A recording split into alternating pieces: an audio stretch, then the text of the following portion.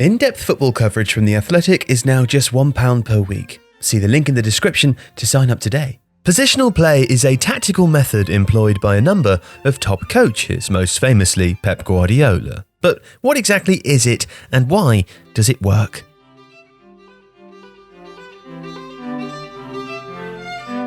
Originating in concepts developed in Total Football by Rinus Michels and Johan Cruyff, positional play has become a guiding principle for many top sides. Hansi Flick's Bayern and Thomas Tuchel's Chelsea both use positional play principles, for example, while Guardiola himself has cited Michael Laudrup's Swansea team and Paco Gemes's Rayo Vallecano as two of the best examples. Positional play is fundamentally a number of simple ideas which together are extremely difficult to coach and implement correctly. It requires players to learn a series of movements into and out of zones depending on where the ball, teammates and opposition are. And the coaching of positional play is a good place to start because Pep Guardiola's famous divided training pitch shows one of the key building blocks for the method. The training pitch is divided into zones using lines up and down and across the pitch. This is so that players can learn their movements in and out of zones. There should never be more than 3 players on the same horizontal line or 2 on the same vertical line. This is why, for example, if a fullback cuts inside, the winger will push out and vice versa.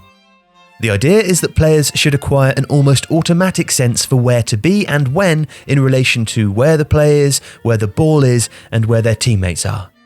This also encourages players to become comfortable with rotation, another fundamental principle of positional play.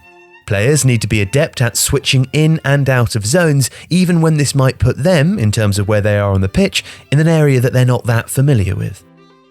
Covering for a fullback who surges forwards might require a central midfielder to shift into that zone and assume a greater defensive responsibility.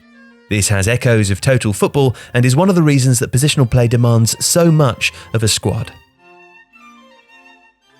So these two principles, zonal positioning in relation to teammates, the ball and space, and rotation, are the way to achieve positional play's main goal, which is superiority. And superiority on the pitch is achieved in one of 3 main ways. These are numerical, qualitative, and positional. Numerical superiority is about having more of your players in one part of the pitch than the opposition, allowing you to pass the ball around and past them. A good example of this is when a centre-back splits wide if the goalkeeper is in possession and a midfielder drops in. This means that even against 3 defenders pressing the area, the team in possession has a free man.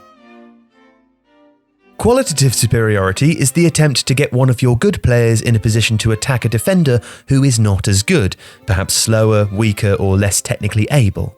This can be achieved by stretching the playing area to isolate a far-sided defender against a quick winger, for example, so that when a switch is made, the winger can run at that defender before crossing or shooting.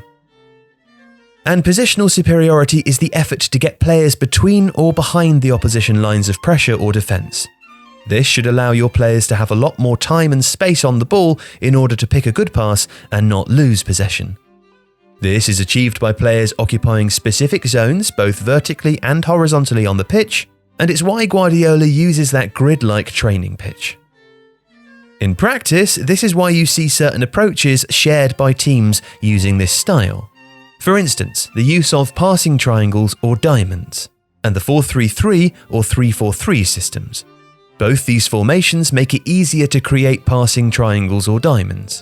And by getting players into the right zones and between the lines, these patterns make it easy to move the ball through the opposition and generate a superiority between or behind the lines.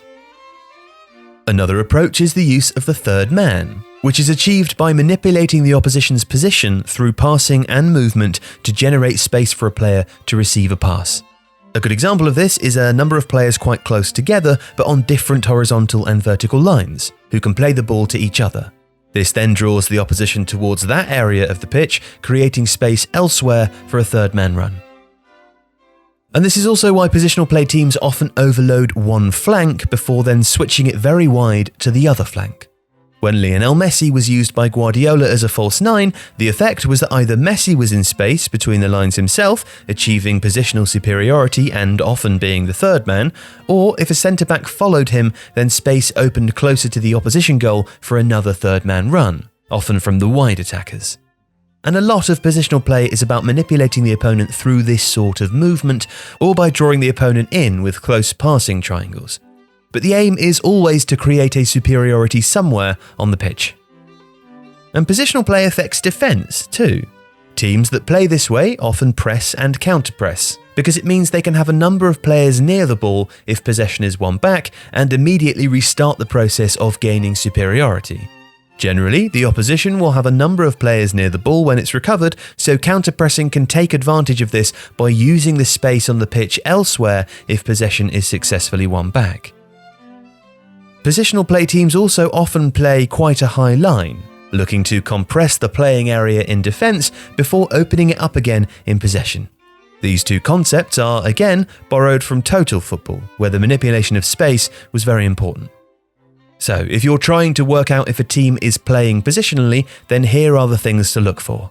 There will be lots of rotation, with players appearing in unexpected areas. There will often be movements that are repeated, like a midfielder dropping to make a back three or fullbacks and wingers swapping in and out.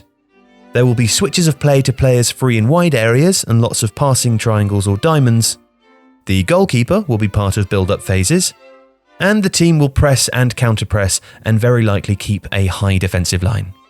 That's of course not an exhaustive list, but these are all good indicators that a team is using the principles of positional play.